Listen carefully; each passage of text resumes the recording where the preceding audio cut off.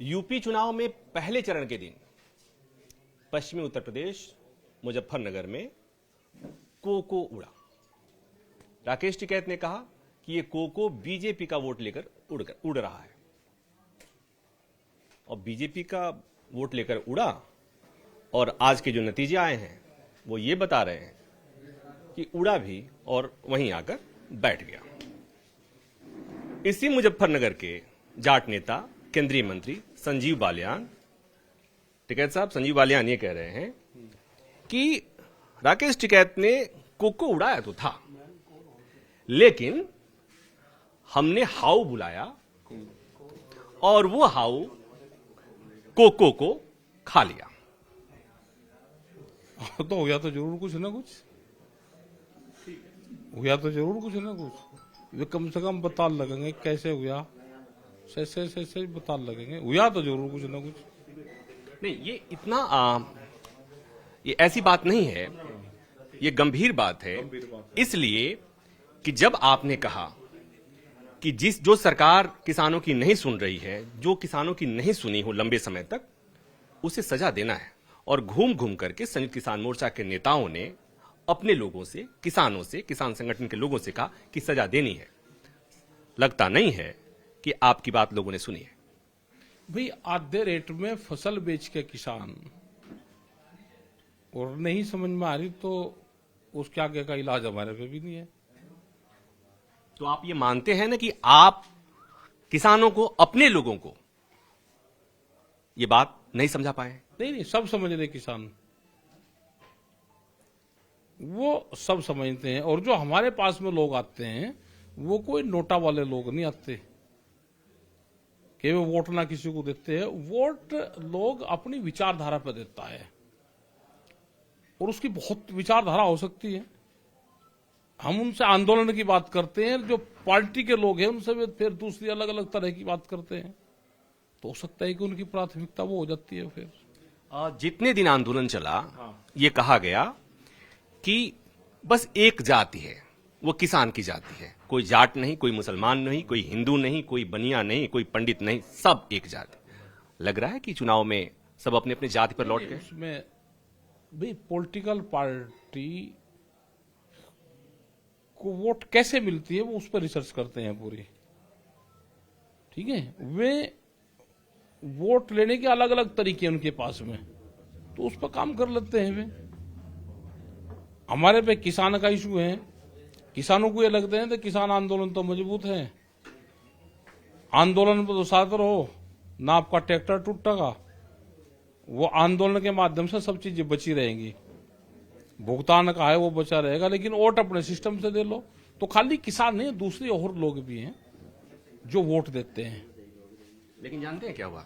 इस नतीजे के बाद मैं फिर वहीं आ रहा हूं, मुजफ्फरनगर ही आ रहा हूं, मुजफ्फरनगर में ही रहूंगा फिलहाल, कि संजीव बालियान ने कहा कि किसानों की कोई समस्या नहीं थी, ये खामखा आंदोलन था। आंदोलन पे सवाल खड़ा हुआ है कि खामखा का आंदोलन था। यहां के पश्चिमी उत्तर प्रदेश के किसान तो हरियाणा के जाटों के साथ भाईबंदी में आंदोलन में चले गए थे। ये ना हरियाणा के किसी एक बिरादरी का आंदोलन था, ये तो पूरे देश का है। क्या एमएसपी पे गारंटी कानून बन गया?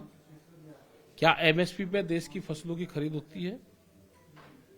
क्या डिजिटल कैंपेन इंडिया जो प्रधानमंत्री का पायलट प्रोजेक्ट है उस पे गन्ने का या दूसरी फसलों का भुगतान होता है?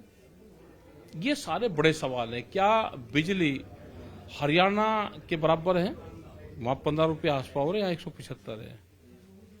हमने कहा कि चुनाव में वोट लेने का जो तरीका है, ये पॉलिटिकल पार्टी का रिसर्च एक ही है कि वोट कैसे लेंगे।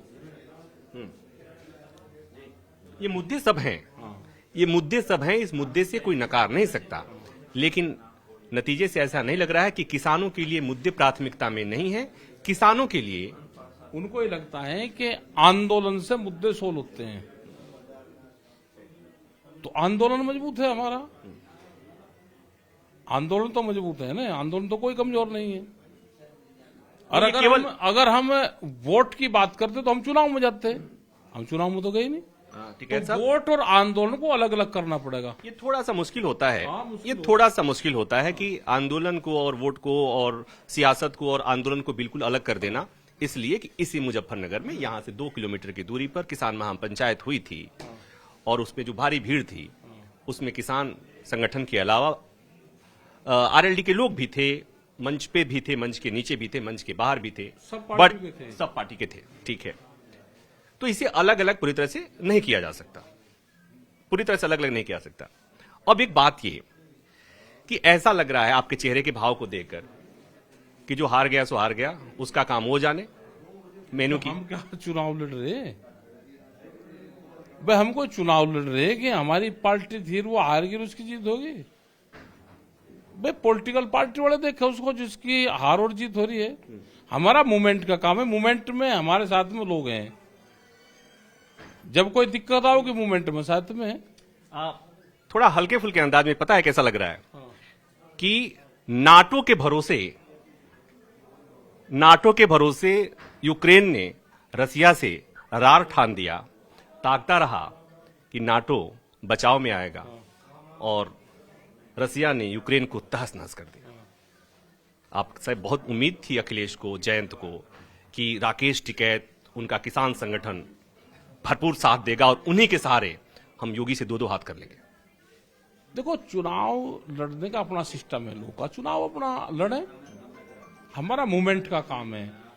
एक स्टेट से दूसरे स्टेट की क्या पॉलिसी है, हमें हर पार्टी के सीएम से हम बात करते हैं।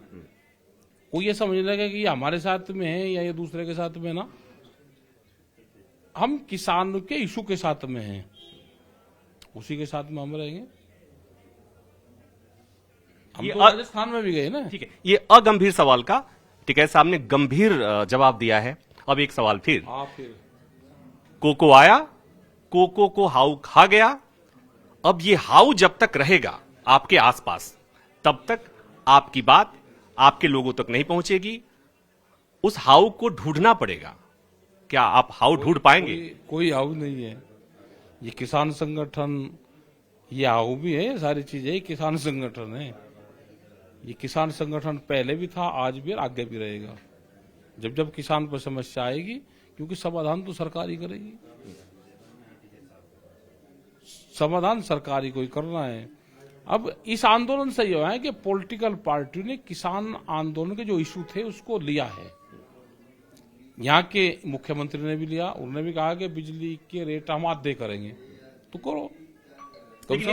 ये बात मान रहे हैं, ये बात आपको मानना पड़ेगा कि आपकी बात किसानों ने नहीं मानी है। आपने किसानों को कहा है और जिन किसानों को आपने बात समझाने की कोशिश की, उसमें से कुछ जाट निकले, कुछ मुसलमान निकले, कुछ हिंदू निकले, बनिया निकले, बामण निकले। किसानों ने वोटिंग नहीं करी इस बार। क्या पता किसने करी किसने नहीं करी, वोट तो हमारे घर में से ही पता नहीं किसने किसको दी। हम क्या किसी को वोट के लिए कहें कि उसको वोट दिए उसको ना दिए, हम तो अपनी बात बताते हैं। राकेश टिकैत को समझना, उनसे कुछ बात निकलवा लेना इतना आसान नहीं होता है। और इन्हीं लोगों के बीच में रहते रहते मैं बार बार कहता हूं कि मैंने भी सीख लिया है 16 दूनी 8।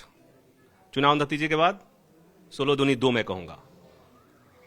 और एक ने कोको उड़ाया, दूसरे ने उसके पीछे हवा उड़ा दिया, हाउ उड़ा दिया। लेकिन किसानों के मुद्दे अभी भी हैं, वो रहेंगे और आंदोलन ऐसे ही चलता रहेगा। आंदोलन को क्या दिक्कत है? लेकिन अब ऐसा नहीं लग रहा है कि इसके बाद से पॉलिटिकल पार्टियों पर, सरकार पर आपका दबाव, आपका प्रभाव कम हो जाएगा? कोई कम नहीं होने का, गलतफहमी में कोई ना रहे, आंदोलन होता रहेगा। बस इतना ही। कैमरामैन सुनील के साथ प्रभाकर मिश्रा, न्यूज़ 24 मुजफ्फरनगर।